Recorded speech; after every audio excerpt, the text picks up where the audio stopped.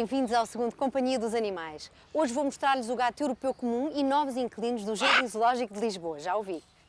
Vamos ter os conselhos do Dr. Vieira Lopes e teremos também curiosidades várias a não perder e histórias de encantar. Mas antes, fiquem com a conversa com a figura pública da semana, a Dra. Clara Pinto Correia. Gostaste?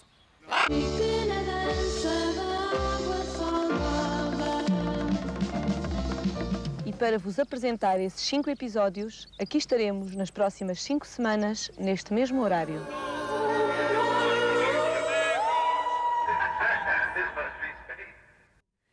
E uma vez mais, a pergunta do costume. E como é que, com base nestas perguntas iniciais, nós transitamos da ciência básica para a ciência aplicada? O meu primeiro animal de todos era uma osga. Uma osga? Era uma osga e não era minha, portanto era uma osga da casa, onde nós vivíamos em Luanda, que à hora da sesta costumava pôr sempre na parede, era sempre a mesma osga. Já tinha nome e tudo, não?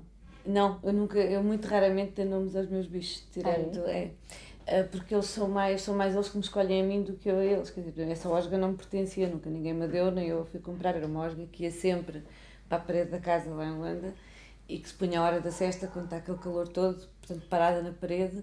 Eu tinha para aí 5, 6 anos e esperava que tivesse toda a gente a dormir em casa para fugir cá para fora para a varanda muito devagarinho para vir ver a osga, porque ela tinha, portanto, a barriga translúcida e cada vez que engolia insetos, viam-se os insetos a descer pelo esófago, era uma coisa que me fascinava completamente, era a minha osga. Eu na altura nem sabia que aqueles bichos se chamavam osgas, mas era claro. Assim. Aliás, acho que o meu grande fascínio com o mundo vivo e mais tarde o desaguamento na biologia começou por aí. Depois, o primeiro animal assim de estimação como os meninos têm foi um cão, como é próprio, não é? Um Cocker Spaniel, chamado Neki, preto e branco, viveu connosco durante imensos anos. Depois, entretanto, pelo meio houve um perdigueiro português que andava perdido e que nos adotou a minha família. Apareceu-nos lá à porta um dia, entrou pela casa dentro e decidiu que a casa era dele. E depois mais tarde foi levado para a aldeia dos meus avós, porque obviamente estava lá muito melhor do que nos Olivais. Não é? Tive de facto uma grande paixão na minha vida, que foi um boxer chamado Sebastião, que me foi oferecido numa altura muito especial da minha vida também, quando ainda tinha só um mês, portanto veio do Porto, foi um amigo meu do Porto que me trouxe dentro de um cestinho, e era um cão lindíssimo, que viveu connosco até aos, portanto comigo e com o meu ex-marido até aos 8 meses, e depois de repente aos 8 meses teve uma daquelas mortes súbitas que os cães de raça muito apurada às vezes têm, portanto, à meia da noite, e foi assim uma coisa muito traumática, e nós andámos os dois a chorar durante um fim de semana inteiro. Depois é aquela sensação completamente ridícula, porque não foi uma pessoa que morreu, portanto a pessoa sente-se estúpida por andar a chorar pela morte de um cão, mas de facto acontece muitas vezes e a muita gente.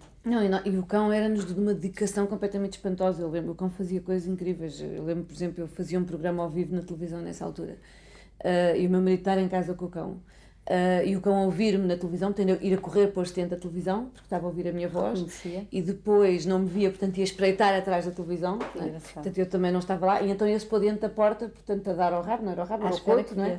Porque se estava a ouvir a minha voz é porque eu já vinha na escada. Neste momento lá na América, na minha casa, tenho um esquilo que vive no sótão, portanto tenho um ninho feito no sótão.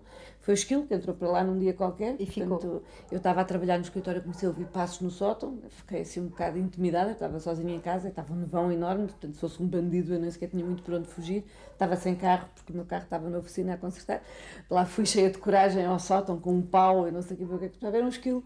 Pronto, nós lá deixámos ficar o esquilo já fez ninho, está lá feliz e satisfeita a viver no sótão. É lá fazer família. E tive também durante muito tempo uma coelha que se chamava Dulce, portanto de doce em francês, que era a nossa docinha, essa teve uma história muito engraçada, foi um clone que eu fiz no laboratório, portanto foi numa série de experiências de clonagem que estávamos a fazer.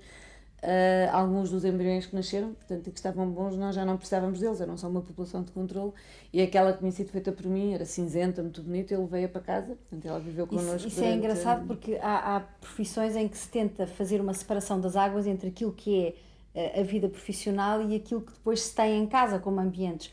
Eu dá uma sensação que no seu caso isso mistura muito e tem uma necessidade muito grande de estar sempre rodeada de bichos, não é? Não é só no Não é bem uma necessidade, mas é um prazer muito grande de facto, é uma sensação de que a vida fica mais completa, não é? E os elementos da vida estão mais presentes se os animais, que são uma parte integrante pelo menos da minha vida, da minha sensibilidade, estiverem presentes. De maneira que neste momento temos 3 rolas, 2 roxinóis do Japão, um roxinol asiático, portanto todos eles cantam maravilhosamente. E depois temos 2 rolas de diamante que não cantam, mas são os pássaros lindíssimos, com os olhos muito bonitos. Neste momento ainda estão em gaiolas pequenas, mas eu já tenho um projeto com o Sr. Moraes para se fazer uma gaiola daquelas grandes mesmo, portanto, de instalação a partir do chão, com árvore, aproveitando o limoeiro que está no jardim, portanto, com o limoeiro lá dentro. Quando está fora, quem é que lhe trata da bicharada toda? É exatamente esses pessoas da guarda, não é? Portanto, o Sr. Moraes, sempre que acontece algum problema com as gaiolas ou com o tanque ou qualquer coisa, portanto, vem a correr tratar do assunto. E a Dona Conceição e o Sr. Vítor vêm cá, dia sim, dia não, tratar dos pássaros, tratar dos peixes, limpar o tanque, quer dizer, essas coisas todas. São os pais adotivos. Eu sei que me posso ir embora e que fico completamente descansada. Aqui temos os peixes, também num habitat lindíssimo, não é? Aliás, aqui há algumas coisas com história. Esta concha veio das Ilhas Maldivas, já há montes de anos, em 1982. Portanto, numa altura em que eu fui ao Ceilão e às Maldivas, trouxe a concha na mala, isto pesa toneladas. Mas foi uma concha que eu descobri quando andava a fazer mergulho e fiquei completamente apaixonada. Eu trouxe só depois, quando cheguei a Paris, é que soube que era proibido trazer conchas das Maldivas. E depois estes peixes, estes 2 que aqui andam... São peixes comuns, não é? São os peixinhos normais de aquário. Foi os primeiros que eu arranjei para aqui porque eu sei que eles ficavam melhor no tanque. Os meus amigos queixavam-se todos muito que estes peixes eram da cor da pedra e não se viam, de maneira que eu tive que arranjar um peixe encarnado, que neste momento não sei onde é que anda, mas há de andar para aqui alguns. Ficámos a conhecer muito bem os bichos da Clara Pinto Correia. Eu agradeço a disponibilidade e, sobretudo, esta visita guiada espantosa. Muito obrigada, Clara. O cão é o mais antigo companheiro do homem. Desde a antiguidade até à Idade Média, foi sobretudo um animal de caça e de defesa, não tendo lugar na casa dos donos. Só tardiamente se tornou um animal doméstico. Dormia nos quintais, à porta das casas, no terreno dos castelos e nas ruas de Roma ou nos caminhos poeirentos da Idade Média fazia companhia aos pedintes e muitas vezes comia com eles os restos das casas abastadas e dos albergues. Foi antes do falcão o único animal que o homem ensinou a seguir o rastro de outros animais e a caçá-los. Desde épocas muito remotas que foi também treinado para vigiar e acompanhar os rebanhos e reconduzir ao grupo as cabeças tresmalhadas. Sabe-se que em casos excepcionais, matilhas treinadas foram usadas para fins militares. Bom, a partir do século XIX começa a ser retratado por pintores na companhia de donos ilustres e muito ricos. Quando o senhor era poderoso e cruel, o cão era retratado com o osso na boca e uma pose agressiva. Se o senhor era pacífico e bom, retratavam-no a dormir, nem mais, numa atitude submissa e serena. Só no final do Renascimento são retratados cães como companhia de senhoras ricas e nobres. Nos brasões da nobreza sempre foram utilizados animais como leões, águias, ursos, veados, falcões, peixes, cobras e até abelhas, mas nunca cães. Talvez por lhes estar associada justamente essa imagem de submissão e obediência que os nobres não queriam que se tivesse deles. É juntamente com o cavalo um dos animais mais presentes e essenciais no cotidiano do homem durante muitos séculos. A vacinação é um ato importante e é um ato fundamental na defesa da saúde do seu animal de companhia. Só vacinando o seu cão ou o seu gato pode manter e garantir o seu perfeito estado de saúde. O cachorro deve iniciar o seu plano de vacinação às 6 semanas de vida. Em algumas situações, poderá até justificar-se uma vacinação mais precoce. Quando houve contacto com animais doentes ou quando o perigo de contágio é iminente, justifica-se ainda a aplicação de soros protetores antes da primeira vacina. Os cães, depois de convenientemente desparasitados, devem ser vacinados contra várias doenças infecto-contagiosas. De uma forma geral, são vacinados contra a asgana, a parvovirose, a chamada gastroenterite do cão, a hepatite, a leptospirose e a raiva. Há ainda outras doenças que podem ser prevenidas através de vacinas, como, por exemplo, a coronavirose e a tosse do canil. Há ainda que não esquecer que algumas doenças do cão podem trazer algum risco para o homem, como o caso da raiva, que, como sabemos, pode ser transmitida ao humano e, quando não tratada a tempo, pode causar-lhe a morte. A ocorrência destas doenças dos cães pode ser evitada se for feita uma correta vacinação do cachorro e se, ao longo da sua vida, lhes for assegurada uma desparasitação e vacinação regulares. Bom, e temos sempre curiosidades no Companhia dos Animais. Hoje temos uma curiosidade aqui no Jardim Zoológico de Lisboa com o professor Pereira da Silva, que nos vai mostrar os novos lemures habitantes deste zoológico. Vamos ver. Sr. Professor, ao que sei, temos novos habitantes no Jardim Zoológico, neste caso, lemures. Temos um casal de lemures nascidos, não sei se é casal, porque não sei se são 2 machos, são 2 fêmeas, são um macho e uma fêmea.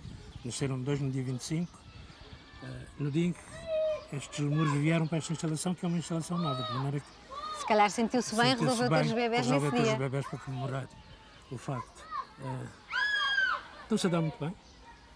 Vocês vieram a esta hora, mas de manhã, às 7 da manhã, que é giro vê-los ao nascer do sol. É quando eles saem. Quando eles saem, sentam-se neste tronco aqui, com a barriga voltada para o sol nascente, de braços abertos, parece que está numa posição de yoga ou qualquer coisa desse género, com um filho em cada mama, pendurados. É engraçado. Giríssimo, e ali fica bastante tempo, fica quase 1 hora nessa posição, a gozar o nascer do sol. Estes lemures têm características um bocadinho mistas. Têm uma cara que faz lembrar as raposas, por outro lado fazem lembrar macacos.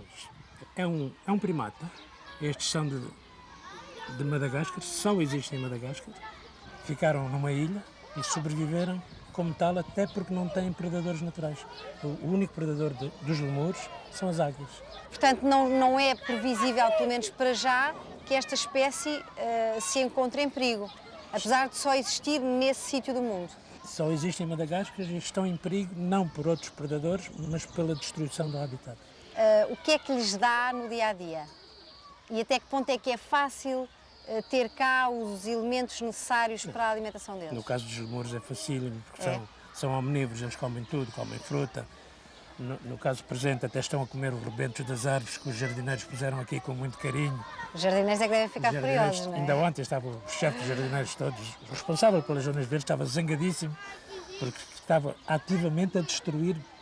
É um trabalho inglório, ele planta com todo o carinho e os lemures dão-lhe cabo do trabalho. Aliás, a única esperança que nós temos é que eles não estão a atacar as nespereiras. As nespereiras possivelmente têm uma folha muito áspera ou pouco palatável, não sei, nunca provei. O que é certo é que as nespereiras estão a salvo e possivelmente vai ser recurso. Quem é que manda? É o lemur macho ou É a fêmea?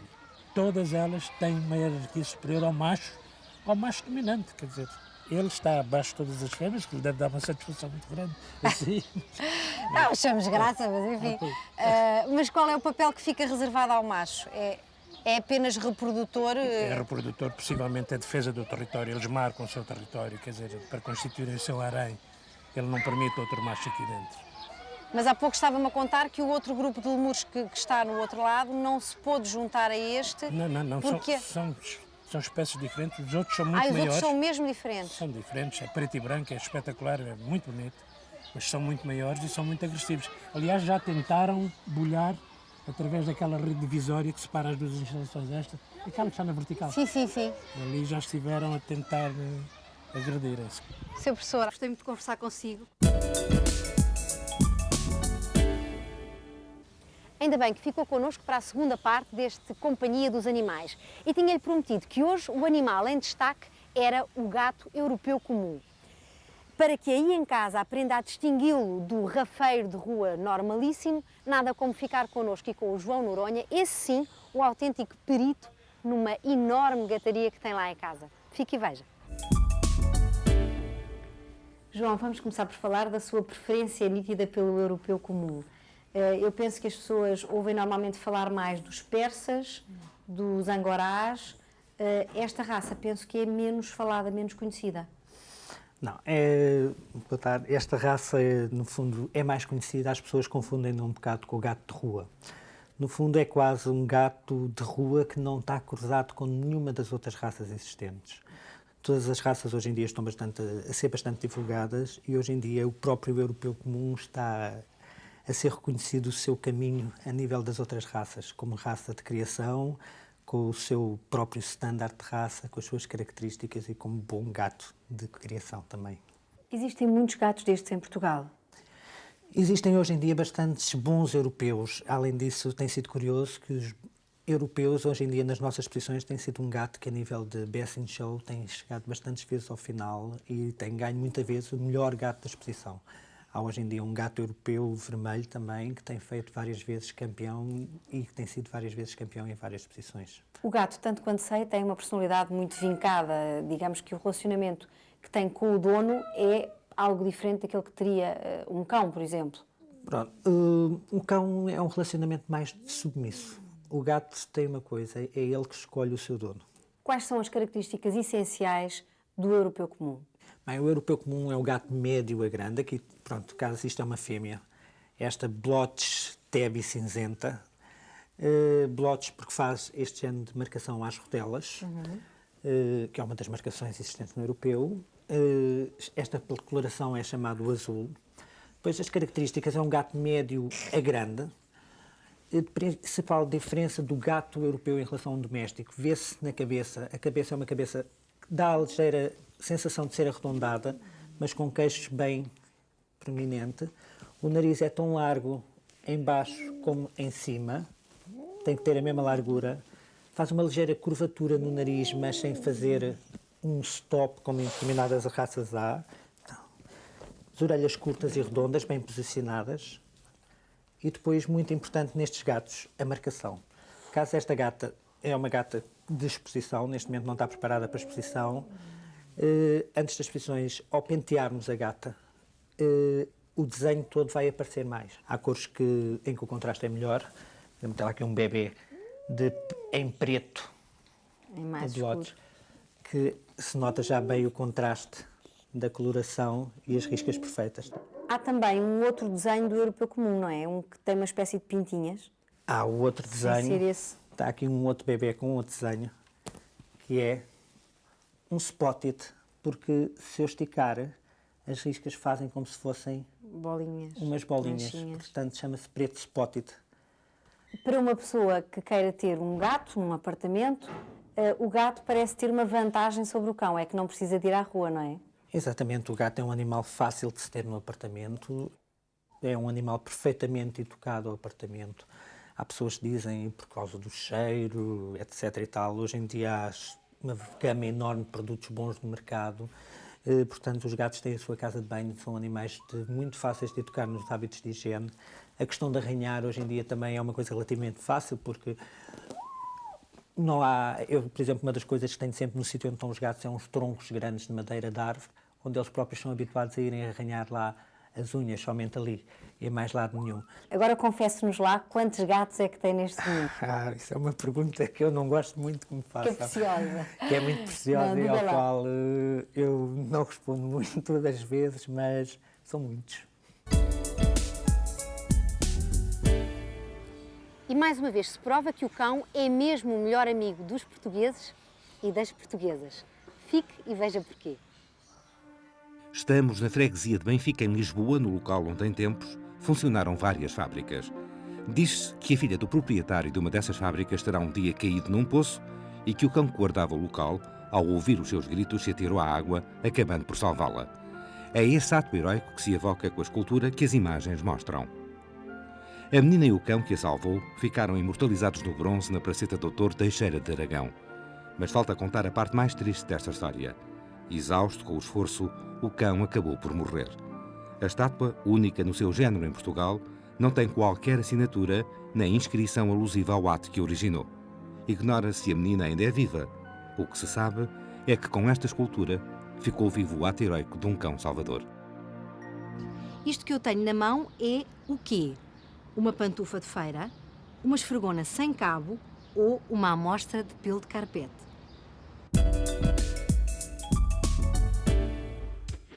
Este é um Dundee Dinman Terrier, chamado Belvinho. Em 96 obteve o segundo lugar no Campeonato Nacional. Esta raça de cães inteligentes e de excelente comportamento surgiu em Inglaterra no século XVII, sendo usada inicialmente na caça ao texugo e à lontra.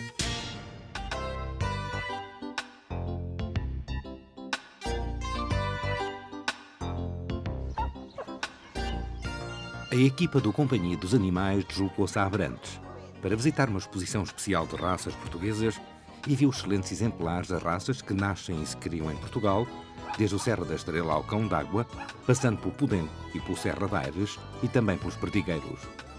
Estas imagens mostram a beleza e a qualidade das raças nacionais e a necessidade de as preservarmos, e dar-nos a conhecer em Portugal e no estrangeiro, onde há cada vez mais pessoas interessadas nelas.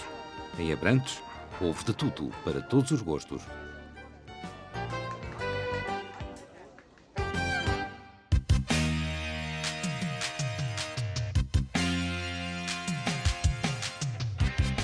Alfie é o nome deste boxer que no Campeonato Nacional de Agility, realizado no âmbito da exposição de Peniche, obteve o primeiro lugar. Ao observarmos a sua rapidez, agilidade e elegância, compreendemos a razão que o levou a ganhar também o Colar de Ouro numa importante prova internacional que se realiza todos os anos em Itália. É impressionante a ligação entre o dono e Alfie, que lhe permite tirar o máximo partido dos seus excepcionais dotes físicos e de inteligência. Foi o representante de Portugal no Colar agora em Itália. Alfie, este ano. Para Alfie, nenhum obstáculo conta. Com os olhos postos na vitória, ele vai até à alegria do triunfo final, partilhando naturalmente com o seu dono e treinador. Justos aplausos para Alfie, um cão vencedor, ao qual não faltam disciplina e agilidade. Nesta prova já tivemos cerca de 40 cães, há uma grande inovação em Portugal, temos gente nova, há sangue na guerra, a prova decorreu muito bem para o nível que nós temos em Portugal. Se o ano passado conseguimos um 10º lugar entre 22 países no Campeonato do Mundo, espero que este ano, com estes cães, a gente consiga subir ao pódio. Na mesma exposição, vamos assistir agora a momentos do concurso de beleza. Esta é uma fase fundamental para quem quer que os seus animais fiquem ainda mais bonitos. Para isso, não há nada melhor do que umas boas escovadelas, sempre acompanhadas naturalmente pelo carinho dos donos. Claro que há quem se ria, com uma ponta de inveja a pensar lá no fundo: ai, quem me dera ser cão.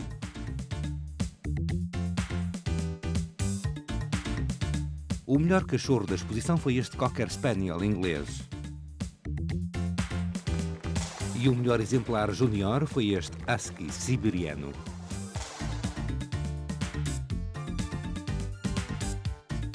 Nos vários representantes das raças portuguesas desfilaram perante um público entusiasmado com a beleza e a variedade destes animais nascidos e criados em Portugal, a escolha do júri recaiu sobre este Serra da Estrela.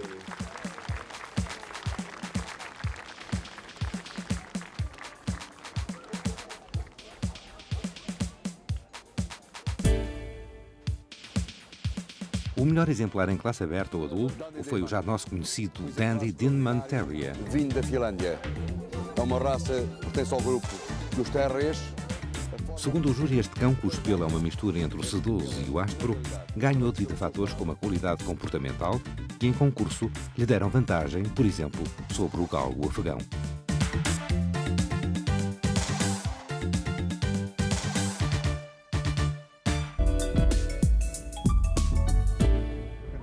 Se isto fosse um teste americano, tenho a impressão que vocês aí em casa não passavam. É claro que em casa do João Noronha aquilo não era nem uma esfregona sem cabo, nem uma pantufa de feira, nem sequer uma amostra de carpete de pelo alto. Era tão simplesmente um coelho angorá. E com esta nos ficamos. Contamos convosco para a semana para mais animais, para mais histórias e tudo aquilo que entretanto nos queiram contar. E já sabem, durante a próxima semana, cuidem dos vossos bichos e, sobretudo, não os abandonem. Até lá!